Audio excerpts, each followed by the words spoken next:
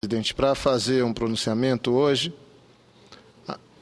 cumprindo um compromisso que assumi logo quando tomei conhecimento, ainda em pleno recesso, do trágico acidente que vitimou centenas de jovens na cidade de Santa Maria, Rio Grande do Sul. O histórico que temos, lamentavelmente, mundo afora, é esse. Grandes tragédias, logo depois delas, algumas mudanças acontecem no sentido de procurar evitá-las.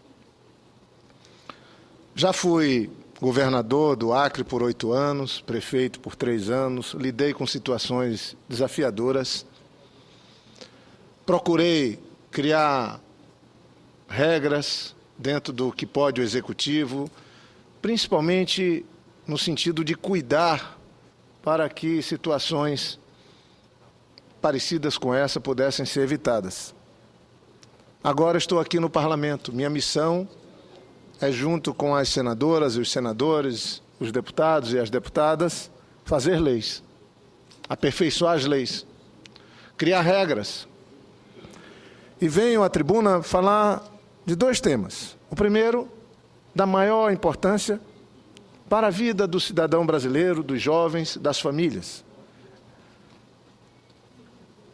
que diz respeito a regras para o funcionamento de casas, de shows, de espetáculos e, obviamente, funcionamento de boates, de casas noturnas. O outro tema é sobre a reforma política, que tem uma importância para a vida democrática do país. E aí, senhora presidenta Ana Amélia, e o destino quer que seja assim, permite que seja assim, Vossa Excelência preside a sessão, e aqui trago uma proposta de projeto de lei, que eu tinha assumido esse compromisso comigo mesmo, e fiz já um pronunciamento aqui, Vossa Excelência também já adotou uma série de medidas, outros colegas também, que dispõem sobre normas de segurança essenciais ao funcionamento de boates, casas de shows e similares, e dá outras providências. Inclusive altera o artigo 250-A do Decreto de Lei 2.848, de 7 de dezembro de 1940, que é o Código Penal. A minha proposta é uma tentativa de criar uma norma geral no país que possa, de alguma maneira, ser um balizador da ação dos governadores e prefeitos, como estabelece a Constituição. Os Estados Unidos criaram regras que hoje são referência no mundo logo após acidentes que ocorreram lá, similares a esses. O Canadá fez o mesmo, a França fez o mesmo, e outros países também adotaram medidas tentando tirar lições de episódios tão dramáticos, tão fortes, que destruíram famílias, afetaram uma geração inteira na cidade de Santa Maria, naquela universidade de renome no nosso país. O projeto de lei prevê no seu artigo 1º, esta lei dispõe sobre normas de segurança essenciais ao funcionamento de boates, casas de shows e similares, bem como define os requisitos a serem observados pelos estados e municípios para a concessão de alvará a esses estabelecimentos. O objetivo é esse. Artigo 2º, a concessão de alvará de funcionamento a boates, casas de shows similares é condicionada à observância dos seguintes requisitos mínimos na forma das normas locais. Obviamente, cada governo, cada prefeitura estabelecerá as normas para o fornecimento de alvarás de funcionamento. Aqui estarão sendo aprovado esse projeto as regras, as normas mínimas. Inciso 1. Existência de um extintor de incêndio para cada 200 metros quadrados ou menos, disponibilizados em locais facilmente acessíveis. Essas regras, todas, eu agradeço inclusive a consultoria do Senado, é um apanhado que fizemos do que tem mundo afora e que funciona do ponto de vista de regra mínima estabelecida no país e que, a partir desse mínimo, se podem estabelecer as regras nos estados e municípios. A instalação de equipamentos de proteção contra incêndios, como chuveiro automático e de exaustão de fumaça para estabelecimentos com capacidade acima de 250 pessoas. Sistema de proteção contra descarga atmosférica para raios. Dispositivo de alarme sonoro de incêndio. Quinto, sistema de iluminação de emergência. Sexto, utilização de produtos que não produzam fumaça tóxica na construção, revestimento ou isolamento acústico de estabelecimentos. Sétimo, inciso 7, saída de emergência devidamente sinalizada e iluminada, com portas corta-fogo na proporção de uma saída para cada 250 pessoas ou menos de capacidade.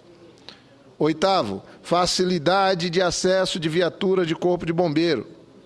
Essas regras, muitos países do mundo já adotaram e, lamentavelmente, o Brasil não dispõe de uma regra para o país.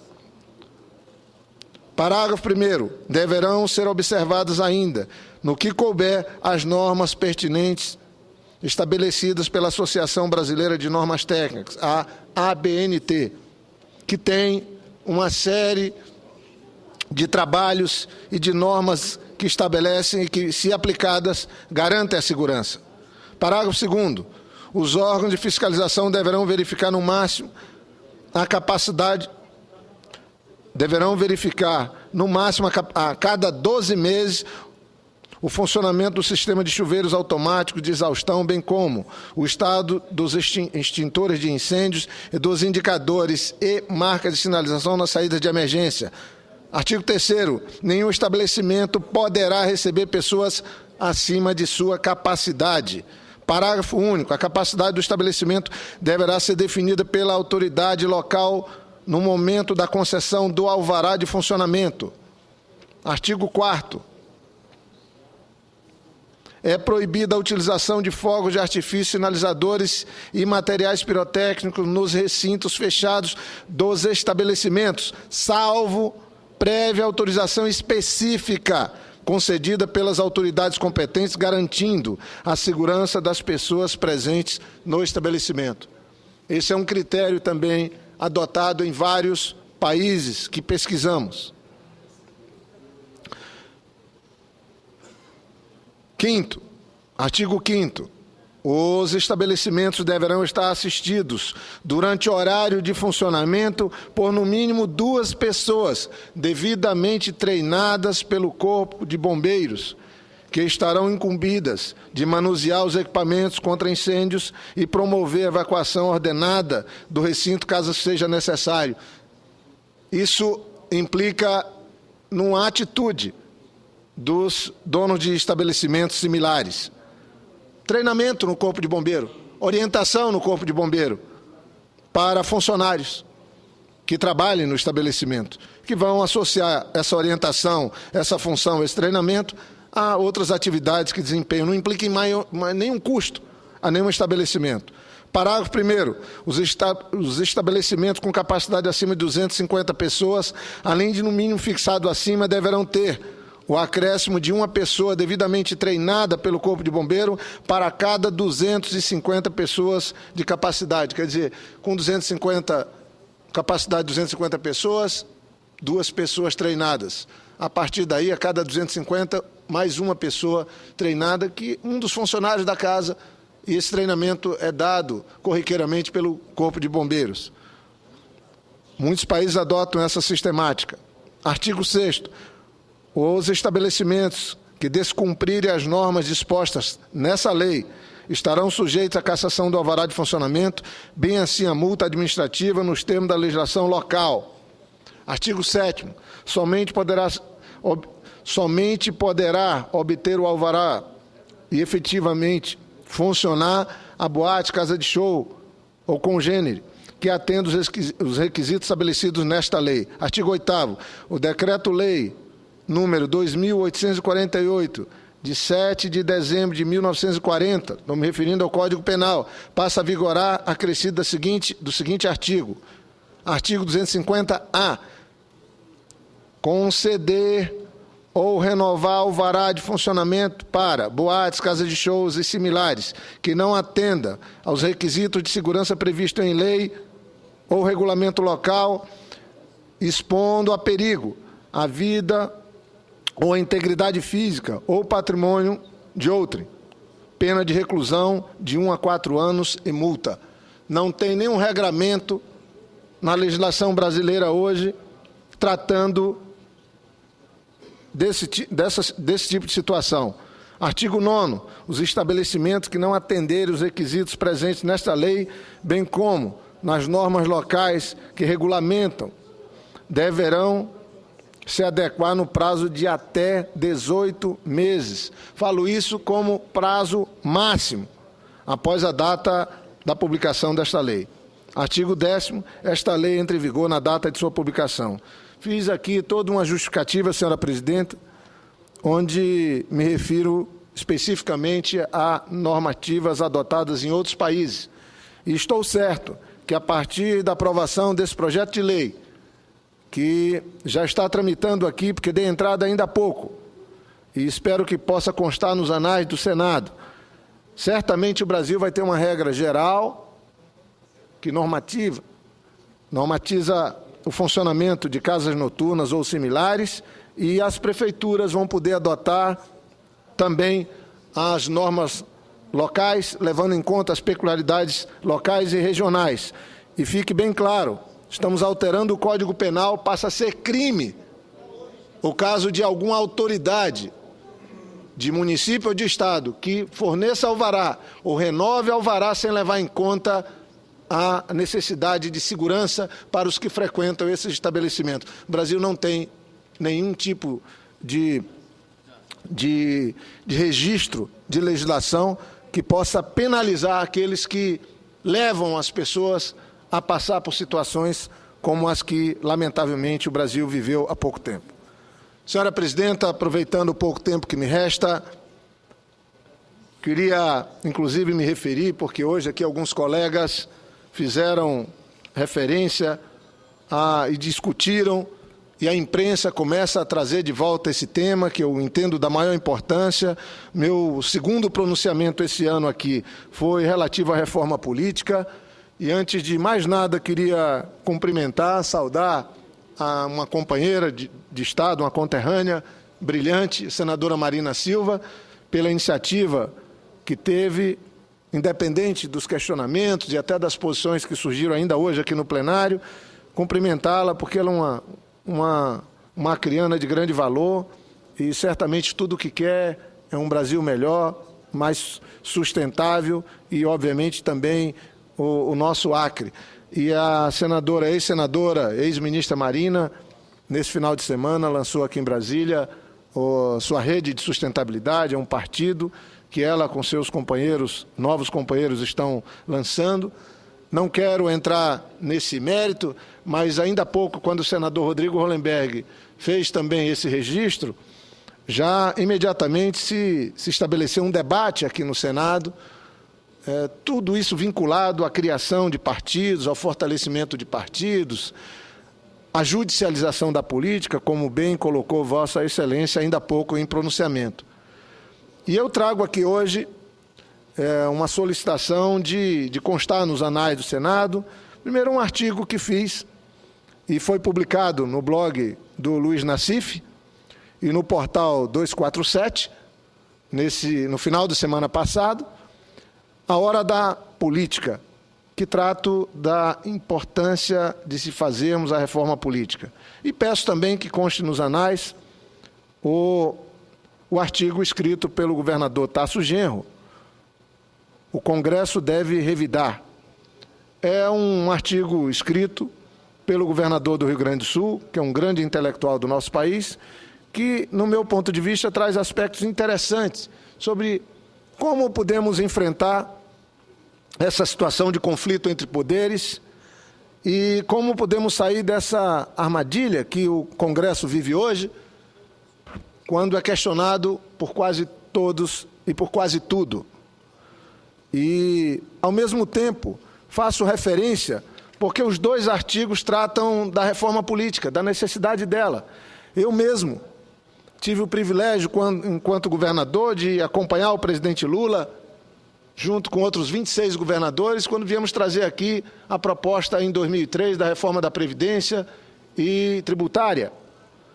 Logo depois, o presidente Lula priorizou estabelecer uma proposta de reforma política, o próprio Executivo encaminhou, junto com outras dezenas de tentativas de parlamentares, inclusive. O presidente Sarney, o ano passado, nomeou uma comissão, tive o privilégio de ser membro dela, onde discutimos uma proposta de reforma política, senadores de vários partidos. Essa proposta tramita na Câmara dos Deputados. E o fato, senhores e senhores senadores, no Brasil e no mundo a política está em baixa. Apesar dos avanços da nossa democracia, aqui o Congresso Nacional poucas vezes esteve tão desprestigiado como agora. É bem verdade que a responsabilidade disso, em boa parte, é do próprio Parlamento. Atravessamos um momento crítico. Há quem diga que falta representatividade ao Legislativo. A crítica é exagerada, mas vem no momento em que a atividade política é vista em um patamar menor na vida nacional. Nos últimos anos, depois da luta pela redemocratização, depois da luta das diretas já, com a Constituinte e a Constituição de 88, o Brasil começou a viver um clima de liberdade, de plena democracia. Nesse período, tivemos percalços, mas o fato é que hoje o Executivo brasileiro goza de prestígio junto à sociedade. É fato que o Judiciário também cresce diante da sociedade e o Parlamento me parece que diminui. Isso é lamentável sobre todos os aspectos. Me pego aqui num trecho do artigo do nobre governador Tasso Genro, que com tanta propriedade ele propõe um revide sem um enfrentamento, seja com a PGR, com a Procuradoria-Geral da República, seja com o Judiciário. Ele propõe que o enfrentamento seja com o Senado, com o Congresso, melhor dizendo, fazendo a sua parte. A reforma política não depende de outros poderes. Ela é prerrogativa do Congresso. E sem reforma política, nós, lamentavelmente, essa é a minha constatação, nós não vamos resgatar o prestígio perdido do Parlamento brasileiro. E ele põe aqui, num trecho, algo muito interessante e importante que eu gostaria de ler. As ditaduras fecham os parlamentos e não as procuradorias e as instâncias dos judiciários, pois estas podem ser controladas, sem erro, por cassações e aposentadorias forçadas. Os parlamentos, pela expectativa de ter que prestar contas ao povo soberano, mesmo em democracias relativas, sempre preservam uma centelha de rebeldia contra o arbítrio. Penso que isso aqui não diminui o judiciário, mas coloca o parlamento numa dimensão que é onde o povo é representado diretamente. O executivo é eleito pelo voto direto. Mas hoje, cara presidenta Ana Amélia, nós estamos vivendo uma situação onde o processo de judicialização é real, as eleições não têm fim, Vossa Excelência acabou de trazer esse tema para cá, e agora estamos vivendo uma situação que alguns chamam de politização do judiciário. Acho que essa situação, se tem um culpado, é o parlamento. Por isso que faço e peço que conste nos anais esses dois artigos. E vou repetir ainda mais algumas vezes. Gostaria que as duas casas, que agora tem nova mesa diretora, pudessem colocar na ordem do dia, como prioridade número 1, a reforma política, para que pudéssemos dar um passo no sentido de trazer de volta o respeito ao voto popular. Porque trazer de volta o respeito ao parlamento é respeitar o voto. E eu não tenho nenhuma dúvida, nós não teremos sucesso se a reforma política não tratar, por exemplo, do fortalecimento dos partidos, se não tratar do financiamento de campanha. Boa parte do financiamento de campanha hoje já é público. Só não é assumido como público, mas é público. E nós precisamos valorizar o voto, dar transparência ao voto. E enquanto tivermos o poderio econômico decidindo a eleição no nosso país, nós não vamos ter igualdade para todos os candidatos. Enquanto nós não fizermos a reforma política, vamos lamentar o número de partidos políticos que o país tem. Agora são 31, e acredito que terá sucesso o Rede de Sustentabilidade, liderado pela Marina Silva. Então, senhora presidente, eu gostaria de concluir dizendo que não tem justificativa. O Congresso não terá autoridade que a Constituição lhe estabelece se não fizer o seu dever de casa, se não fizer a reforma política, se não estabelecer regras que fortaleçam o poder do voto, mas, ao mesmo tempo, possa trazer de volta o respeito e o prestígio que essa casa teve e merece ter. Oscar Niemeyer, já falei isso aqui na tribuna, quando foi fazer a Praça dos Três Poderes de Brasília, junto com Lúcio Costa, ele definiu e colocou o Congresso à frente e mais ao alto. Mas atrás, à esquerda, o Executivo, e à direita, o Judiciário. Não era para estabelecer um poder maior que o outro, mas colocou em destaque o Poder Legislativo. Porque aqui é a casa do povo. Mas se tem algo que tem perdido prestígio nesse país, que se apequena a cada dia, lamentavelmente, é o Congresso. É o Congresso. E não tenho dúvida, uma das razões de vivermos essa situação é a falta do Congresso cumprir uma prerrogativa que é só sua, que é de fazer a reforma política. Muito obrigado, senhora presidente.